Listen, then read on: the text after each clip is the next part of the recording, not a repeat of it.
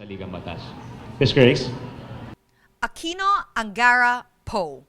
All familiar last names, all senatorial candidates. Bam Aquino is the cousin of the president. Aurora Representative Sonny Angara is the son of Senator Edgardo Angara. And Grace Poe is the daughter of the late actor and former presidential candidate Fernando Poe Jr. All three are running for Senate for the first time, under the ticket of the administration.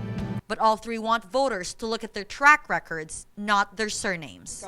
Kung titingnan nyo naman po, ang aming mga track record, bago kami pumasok sa politika, in the case of Sunny, nung pumasok siya sa politika, makikita naman po na mapagkakatiwalaan po kahit noon pa.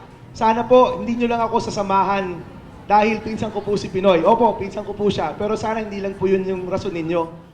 Former Movie and Television Review and Classification Board Chairperson Poe jumped from rank 20 to rank 10 to 11 in the latest surveys.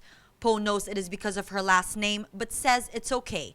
She plans to push for the advocacies her late father never had the chance to do, but is also confident of her own achievements at the MTRCB. Bayan, ako naman po ay naghanda rin.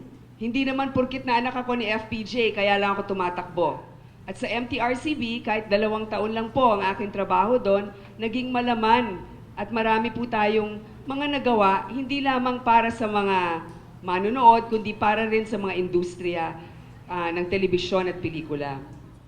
They are among the youngest candidates in the race. Speaking to college students at the Universidad de Manila, they share their plans for the youth, a common goal, education reform and job generation.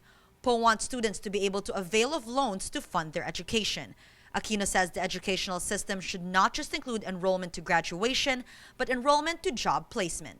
Angara continues to push for a Bill of Rights for new graduates. Biro ninyo, 1 taon kayo nag-fill up ng application form, pumipila, nag-a-apply ng trabaho. Dito po sa Bill of Rights for new graduates, nais natin paiksiin yung period na yon, yung panahon na yon na pumipila kayo sa gobyerno.